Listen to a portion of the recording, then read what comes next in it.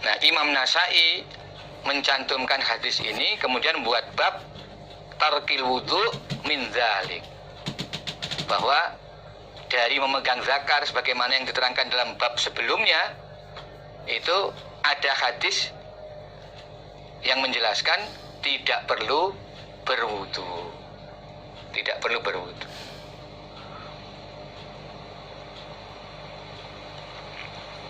Dengan susunan bab dari Imam Nasai, yang pertama menjelaskan memegang zakar itu membatalkan wudu, kemudian di akhir atau bab berikutnya Imam Nasai mencantumkan ada hadis yang menjelaskan tidak perlu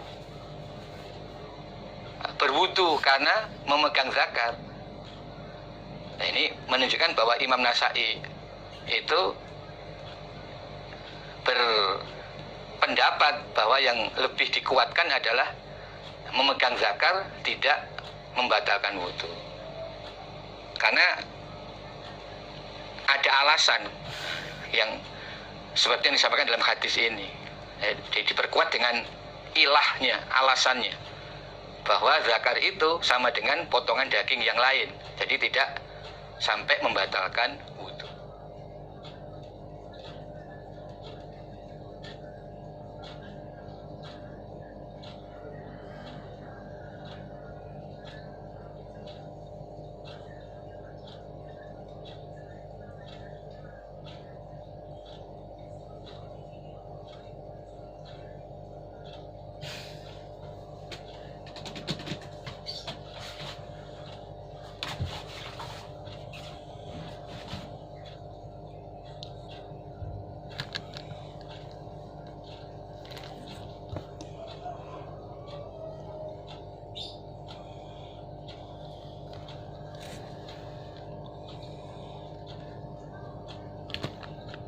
Tarkul wudu, babnya meninggalkan wudu, min masjid rojul,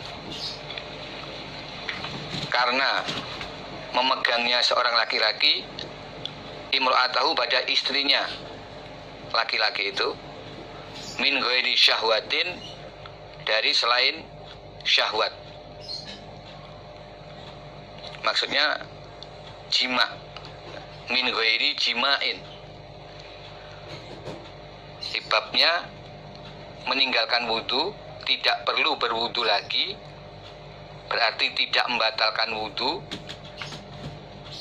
Seorang laki-laki yang menyentuh istrinya selain jima,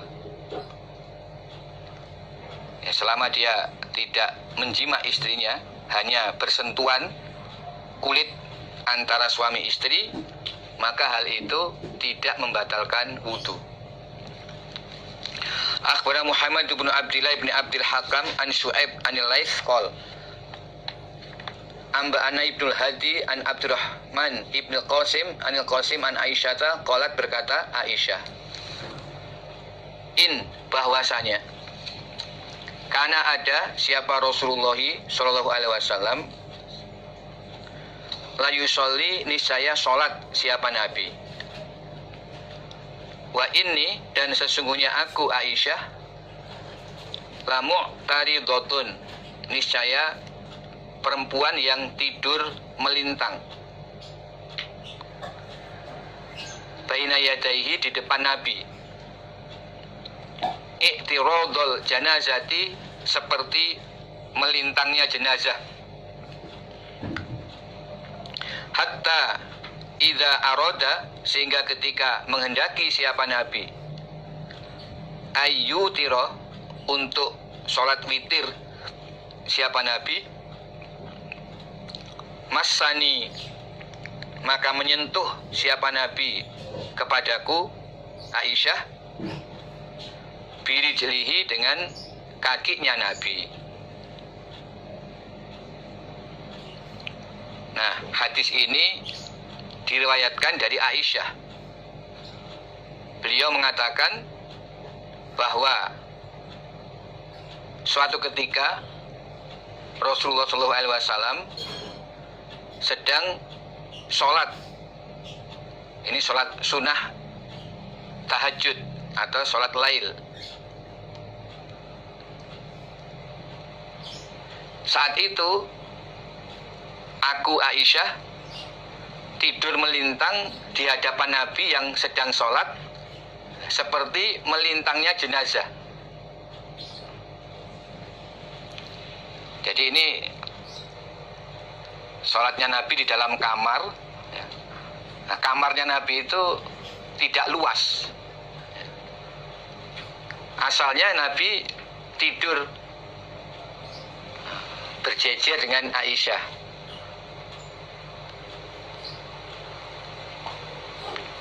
Ya kalau dalam posisi kita ya, umpama kiblatnya itu ke arah barat, berarti saat itu Nabi dengan Aisyah tidurnya melintang dari utara ke selatan. Tapi kalau dari posisi Madinah, arah kiblat itu ke arah selatan. Dari Madinah kiblat itu ke arah selatan. Berarti Nabi dan Aisyah tidurnya melintang arah timur dan barat. Nah, kemudian di malam hari Nabi bangun untuk sholat malam. Nah, sementara Aisyah tetap tidur di tempat tidurnya. Nah, posisi Aisyah di arah kiblatnya Nabi.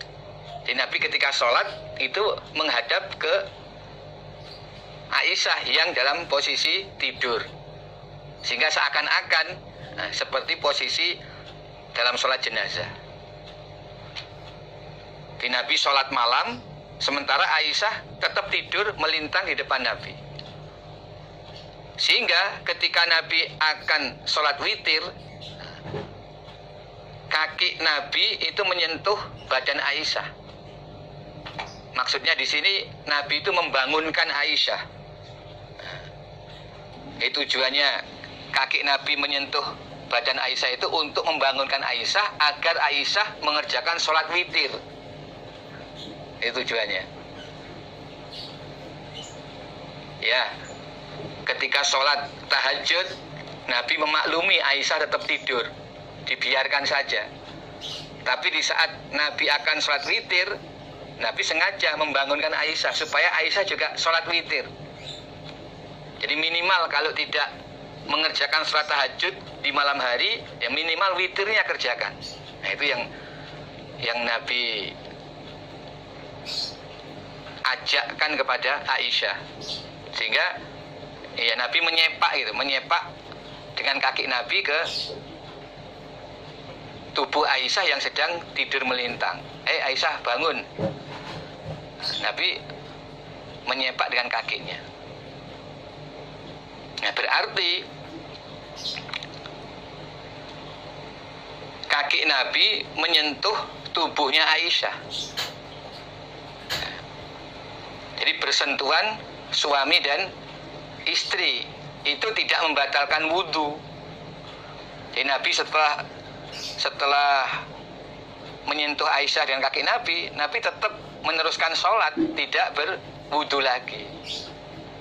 Nah, ini oleh Imam Nasa'i diambil hujjah bahwa suami menyentuh atau bersentuhan kulit dengan istri itu tidak membatalkan wudhu.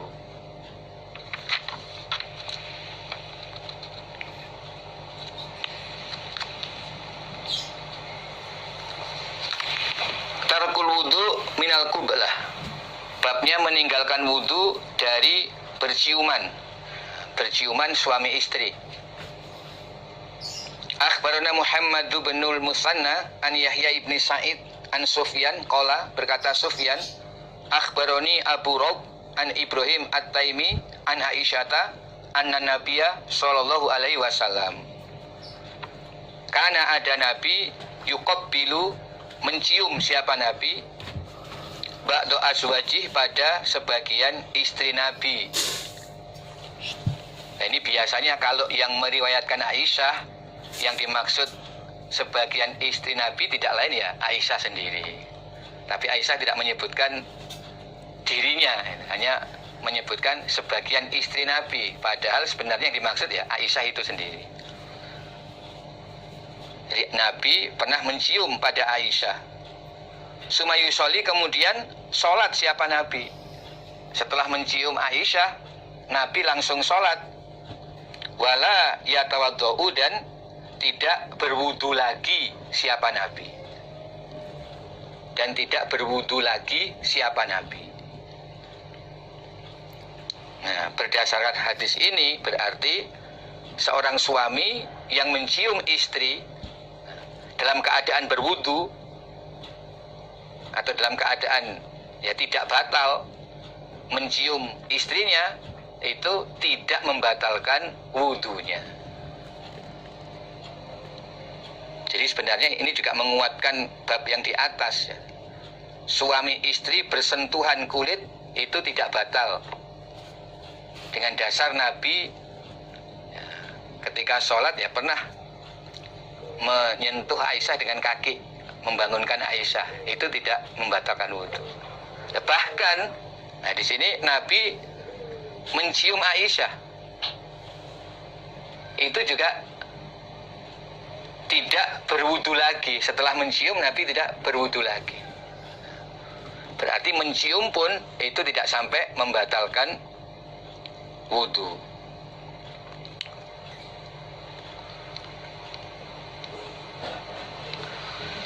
Ya, kecuali kalau sampai terjadi jima. Nah, dalam bab di atasnya disebutkan min ghairi syahwatin, itu maksudnya selain jima. Syahwatnya sampai jima itu namanya syahwat. Ya kalau jima bukan hanya wudunya batal, tapi dia wajib mandi junub. Tapi kalau selain jima itu tidak sampai membatalkan wudu.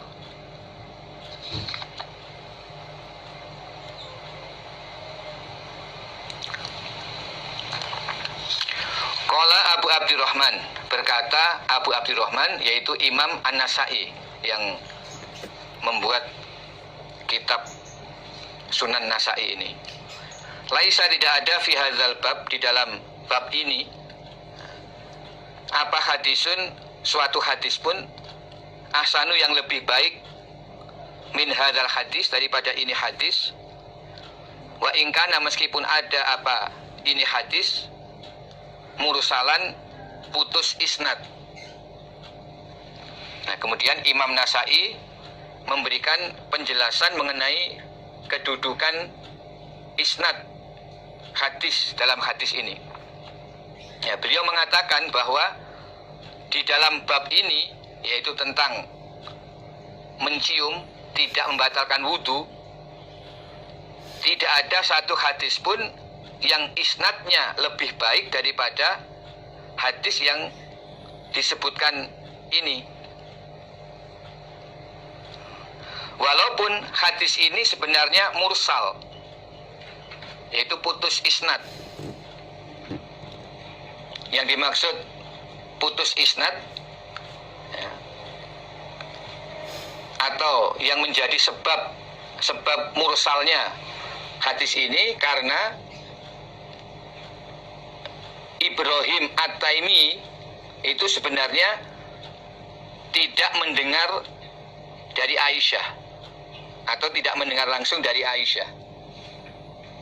Ini dijelaskan dalam hadis Abu Dawud, juga dalam hadis At-Tirmizi. Kalau Imam Tirmizi mengatakan wa qala Tirmizi la na'rifu li Ibrahim At-Taimi sima'an atau samaan min Aisyah. Kami tidak mengetahui bahwa Ibrahim At-Taimi ini mendengar dari Aisyah. Nah, sehingga isnadnya berarti mursal, putus antara Ibrahim dengan Aisyah. Nah, menurut Imam Nasai, walaupun isnad hadis ini mursal, tetapi hadis ini tetap yang terbaik untuk digunakan sebagai hujjah dalam bab ini. Jadi matan atau isi hadisnya tetap bisa digunakan sebagai hujjah.